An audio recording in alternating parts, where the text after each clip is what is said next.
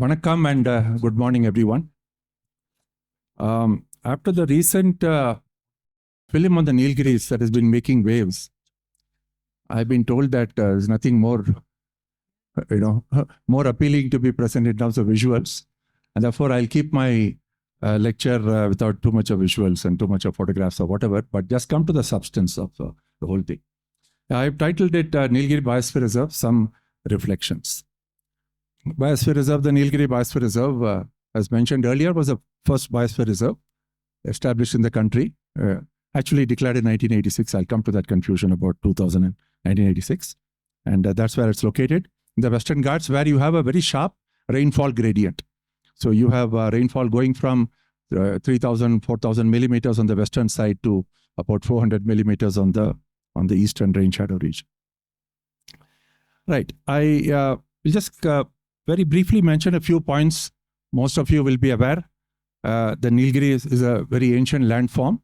In terms of geology, I think Pranay Lal will be speaking about this in more detail. Among the oldest rocks in the world, pre-Cambrian, going back billions of years, all your the gneissic granites and so on, among the hardest rocks in the world. Very, very ancient history on that.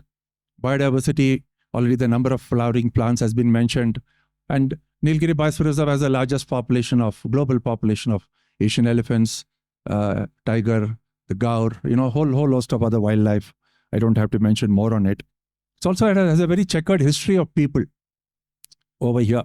I just mentioned a few. I just mentioned the Toda history, which for 100 years we were given to believe that the Toda community actually migrated and occupied the highest elevations of the Western Ghats only about 2,000 years ago. But our recent research shows that they may have come up to the Nilgiris as far back as 3,500 years ago in relation to a climate change event. This is only the first study of its kind, so I'm not going to make any tall claims. Hopefully there'll be future studies too, which has the potential to rewrite the early history of the Nilgiris. Pushing the origin of the Todas in the higher elevation from 2,000 to 3,500. We have a scientific paper published in a peer-reviewed journal. I'll be happy to share it with anybody. Means really, a big leap in terms of when the Todas came here and why they came here, climate change. We have the Badaga history, which you have the fall of the Vijayanagar Empire 500 years ago, where the Badagas coming up and settling in the Nilgiris doing cultivation. There are a whole lot of other indigenous communities. I'll not go into that. We have the colonial history, the manner in which the Nilgiris were sort of discovered or rediscovered by the British, and how it was colonized, how the forest in the lower elevations were virtually, they were all felled, for timber, all the timber, very large-scale timber felling to construct all these beautiful structures that, including the Uttakaman Club and so on, where we are staying here. The colonial history has, a certain history. Post-independence, immediately development, economic development, that was the imperative. Big expansion in cultivation, soil erosion, potato cultivation, carrot cultivation, and so on. So the upper Nilgiris lost a lot of the soil. And then the post-NBR. Okay, what have we done post-NBR, which is what I'm largely going to come to. Nilgiri Biosphere Reserve was the first biosphere reserve country set up, recognized by UNESCO later. There were three major. I had just joined the Indian Institute of Science as a student, and this concept of the biosphere reserve kind of popped up at that time. It was under the Man and Biosphere program of UNESCO. There were three major objectives of the Man and Biosphere program. The conservation of biological diversity, very important. Dr. Ben Boyer has emphasized that quite a bit in his lecture. The second is very important again, especially in the context of India and other developing countries with aspirations for economic development, taking us from the low to mid-level income country to, maybe mid or high, somewhere between mid and high, reconciling conservation with development. And that's the trajectory that we have been on since 1991, after the establishment of the Biosphere Reserve. And what have we done with that? The third is the Biosphere Reserve was sites for long-term ecological monitoring. It is very, very important today in the context of climate change. if for no other reason. And what have we done about that? So the first document on the Nilgiri Biosphere Reserve was prepared in 1980 by IISc, by my institute. The task was given to Professor Gadgil. I had just joined him as a student, and I was one of the foot soldiers who went out and did the early surveys to put this document together on behalf of the then Department of Environment. That document then was gathering dust in the shelves for a few years. It probably did its rounds in the states and all that, went through a certain level of discussions. And suddenly in 1984, we had a letter from the Department of Environment saying that these are the comments that we have received from the various states, that is Karnataka, Tamil Nadu and Kerala. We want these kind of revisions to be done. Please go and prepare a fresh document. That's when I started playing a more major role in the preparation of the document in 1984-85. We made a lot of changes to the original document. And since I had done my PhD in Satyamangalam and the Billigiri Rangan Hills, the Billigiri Rangans are form the connection between the Western Ghats and the Eastern Ghats. And I was very tempted, and I managed to put in a part of the Eastern Ghats into the Nilgiri Biosphere Reserve at that time. Karnataka at that time did not wish to include the BR Hills. So we included Satyamangalam, but not the BR Hills itself, because they said, we don't want the BR Hills, though much later they actually accepted it and it got included. This is the original Nilgiri NBR zonation map. And I don't know if I should be proud, I should be sorry that I probably drew all the lines that, with the various zonation that you actually see here, calculated the area to be 5,520 square kilometers. You'll see many gaps here. You'll see, for instance, that the central part, Udagamandalam, Kunur, the entire plateau has been left out.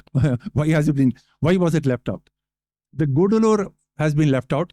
I remember very clearly that Tamil Nadu said that Gudalur has a lot of political issues, legal issues with regard to the Janmam lands, and therefore we do not want Gudalur to be in it. So they rejected Gudalur. For various reasons, they also said that we do not want the Uti, Kunur, essentially the whole plateau region, which actually should have been included and becomes very important today because these are the highest elevations. Here is where with global warming, you can expect species to migrate. A whole lot of other challenges are happening here. And perhaps in the next phase, we should perhaps think of including these areas in the Biosphere Reserve. Of course, all the three states are there: Karnataka, Tamil Nadu, and Kerala. Karnataka played it very safe. We only want the protected areas. We don't want any areas where our people. Okay, they had Nagarhole with some tribe, few tribals, but otherwise they didn't want that. Kerala included Attapadi, Silent Valley, Nelambur, New Amarambalam, and all of it. So Tamil Nadu and Kerala really conform more to the man and biosphere approach. Karnataka at that time said, we don't want to have to deal with people. We only want the protected area, which in some sense goes contrary to the whole spirit of the Biosphere Reserve. It's a man and biosphere program, reconciling conservation with development and so on. So these are just some reflections of mine. Okay. So this is the map which we drew, and it was given a color, and somebody has published it much later as part of a paper. We had the core zones. How the core zones were drawn. So for the core zones, you'll see the dark green. Areas that represented or that were parcels of land that had very few people. So therefore, the question of displacement would not come in, but which captured the essentials of the biological diversity of the NBR. The different vegetation types, the evergreen forests, the montane sholas and grasslands, the dry thorn forests of the eastern side. All these were captured by having very, very few human settlements in those areas. Then you had the so-called manipulation zone. The word manipulation might look a bit strange, but it came from UNESCO. The language came from UNESCO, and therefore we had adopted the same language. But these are like buffer zones. Forestry, tourism, and restoration. Okay, so these are buffer zones. Let's call it buffer zones. Forestry zones where you had production forestry was permitted. Not that everything is banned today, because you had to cater to the needs of people. You had to reconcile conservation with the development, and where would people go for their livelihoods? You had tourism zones, and you can actually see where the tourism zones were drawn and what we are doing about it today. We are actually possibly banning tourism from some of these areas, which is open to kind of discussion and debate. But that's how the Biosphere Reserve was conceived and accepted by all the 3 states earlier, again to provide livelihoods. And restoration were the highly degraded areas, like the Attapadi Plateau, for instance, where a major restoration effort had to be made, and other areas too. So this was the basic concept of how we selected the various. So then this is the, to get into more detail about the richness of the vegetation types and the subtypes and so on and so forth. I don't need to give you a lecture on the plant diversity or the biological diversity of the Nilgiris. So we have tropical evergreen forest, we had tropical montane, grassland and shola. We had the semi-evergreen forest on the eastern side, going into the moist deciduous, dry deciduous, and even the dry thorn forest, which looked like African savannas essentially. So the entire spectrum of biological diversity was covered, and with all the human communities that are there today. Okay, now coming to the principles of the NBR design, I've already dwelt upon it to a certain extent. The entire spectrum of biological and cultural diversity. You have the Todas, you have the Badgas, you have the Kotas, you have the Kurubas, you have the Irulas, you have culturally, it's a very, very, very rich area with a lot of history in it. There's a lot of archaeological history to the Nilgiris. Representative areas of each of the major vegetation types, I've already mentioned this, set aside as core zones based on ground realities. And therefore, this is when between 1980 and 84, the maps were redrawn. So we did not just put a core zone around areas where there were a lot of human settlements. We took the core zones away from those, put them around areas where there was no need to displace people, essentially. And adequate space, as I said, for forestry, tourism, and so on and so forth, to cater to the economic needs of the local communities. What are the major conservation issues in the NBR? Because this conference is about taking action. And I'll just give 3 or 4 ideas about what I think really needs to be done. Okay, and then make an argument as to why the Nilgiri Biosphere Reserve or a Biosphere Reserve approach is the most suited conservation model for our country, which is largely kind of followed a Western model of the protected area approach, which has done a lot of good in terms of bringing our wildlife back, protecting our lands, and so on and so forth. But I think its days are done. We need to move towards landscapes and towards biosphere reserves. Invasive plants, you've got to have sessions on each of this. Lantana Camara has been around for more than 200 years. There's a big history. There are historical accounts written about this. But in the last 25 years, we have had a boom. 20 years, I would say. Been an real expansion of Lantana Camara. And climate change has played a role in it. So I, again, will not get into technical details about it. The increased CO2 in the atmosphere kind of fuels the growth of woody plants over grasses. And Lantana Camara and fire, all of these have played a role in the spread of Lantana Camara over a very large area of the NBR and across the Western Ghats, beginning around 2004 or 2005. We have documented that history in Mudumalai, had given ecological functional explanations for it. And then the next question is, what do you do with it? Senna spectabilis. I remember Senna spectabilis, I never thought of Senna spectabilis. It used to be called Cassia spectabilis. In 1st August 1979, when I entered the portals of the Indian Institute of Science, what struck me was, the avenues were lined with this beautiful flowering Cassia spectabilis. Okay, I never thought that 30 years from or 40 years from then, that this would become a major invasive species across the NBR and possibly many other areas. But this is the latest invasive to take over, and we have very few answers as to how to control this. I then go back to the higher elevations of the Western Ghats. These feature stunted montane forests, areas around Ooty, Kotagiri, Kunur, you go to Upper Bhavani, Avalanche, and all these areas, and the grasslands. And these are highly likely to be sensitive to global warming because they have nowhere else to go. The so-called sky islands that what Robin kind of describes. These are the islands, and they can't really go up anywhere. They can't go into outer space.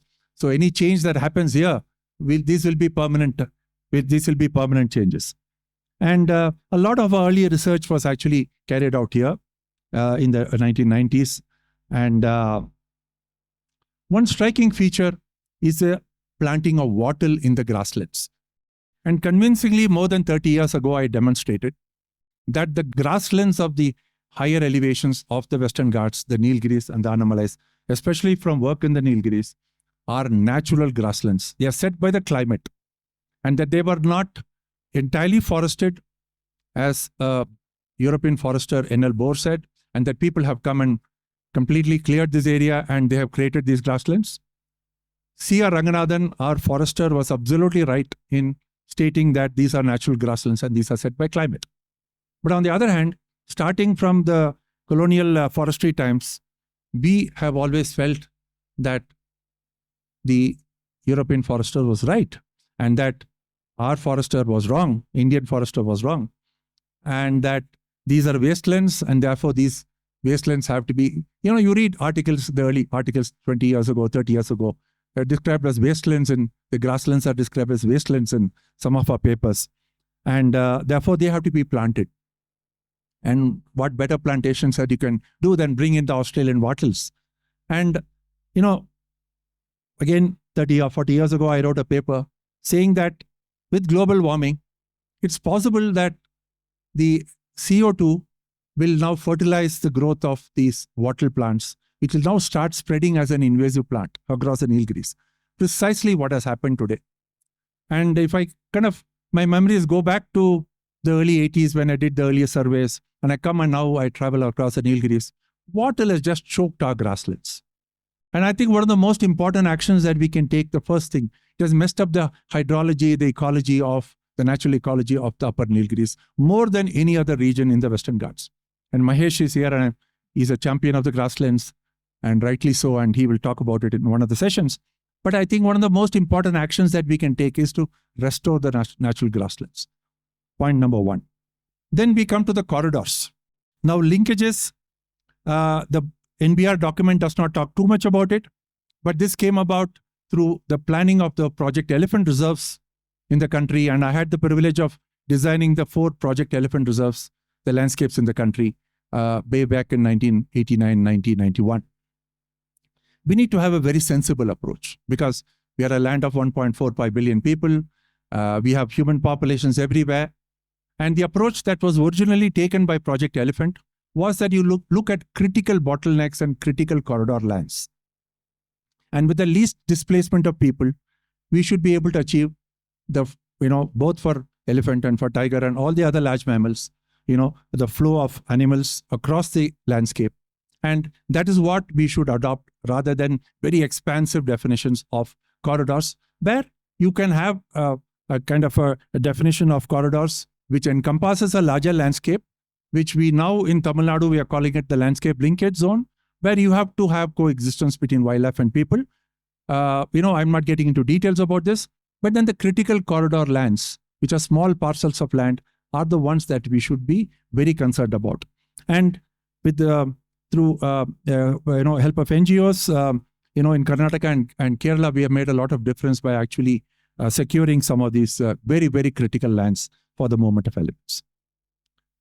One of the biggest tragedies that hardly anybody speaks about in the Nilgiris, in terms of loss of biological diversity, is the wiping out of the mid-elevation deep, rainforests in the area around Godulur. And the same thing has happened in the Anamalais. And more recently, when I was trying to set up some forest plots at the mid-elevation to continue the work that we have done in Mudumalai for the last 35 or 40 years, we found there is no mid-elevation natural forest left.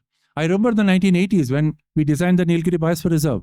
These forests were being cut and being converted into tea plantations by the government of the day to resettle the Sri Lankan repatriates. I think charity begins at home. Conservation should begin at home.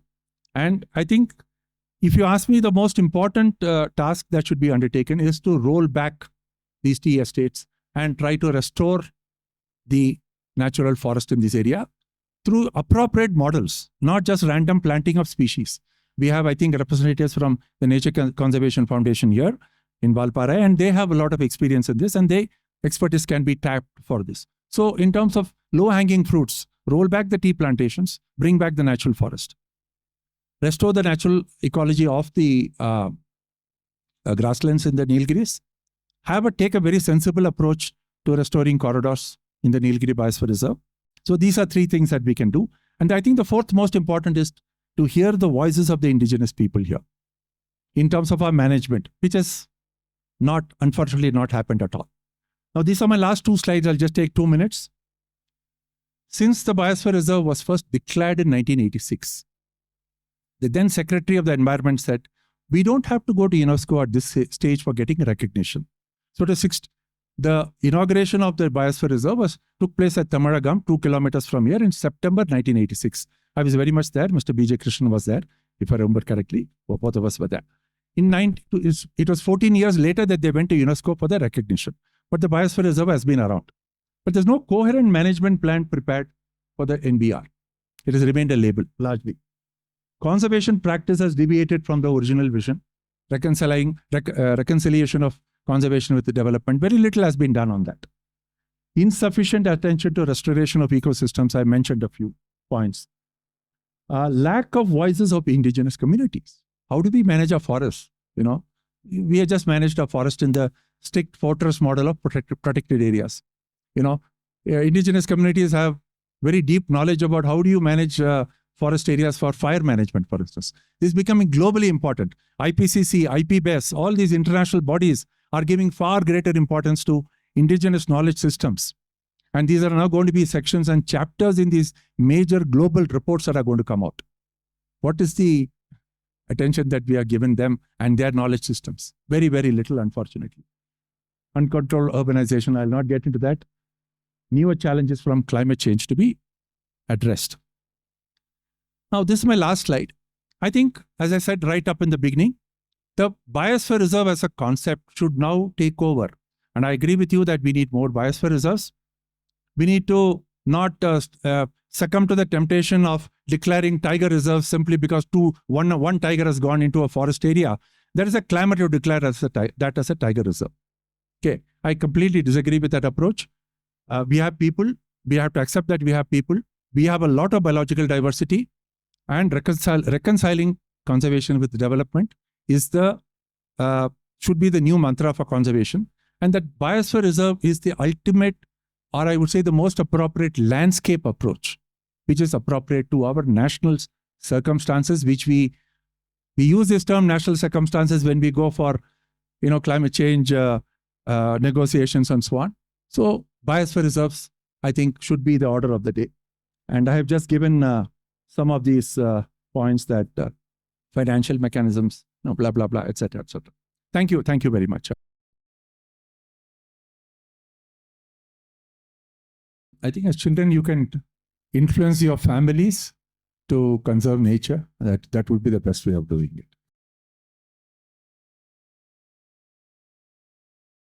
I already mentioned about plantations, you need to roll back plantations in certain areas, and start with the Tanti.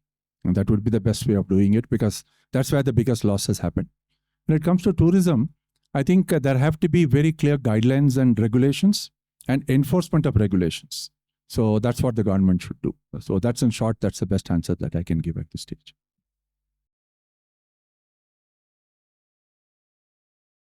Absolutely, Mr. Krishnan, I fully agree with you. In fact, if you look at the Nilgiri Plateau, it's a very, very broad plateau. And nowadays we use the word water towers of the Western Ghats. And what better water towers in the Western Ghats than we have this very, very broad basin in the Nilgiris and in the Annamalais, these two. The other places, the Nilgiris are not that very broad, they're quite narrow. So the Nilgiris as a catchment for rivers, for water, for hydrology is extremely important.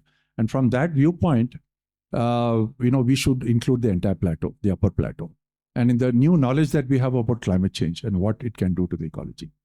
Gudlur also, I fully agree with you that we should include it. But we are facing resistance both in this as well as in the Western Ghats Eco-Sensitive Area Committee, which also I am a member presently. And there also, but there the Gudlur is also facing some kind of a resistance.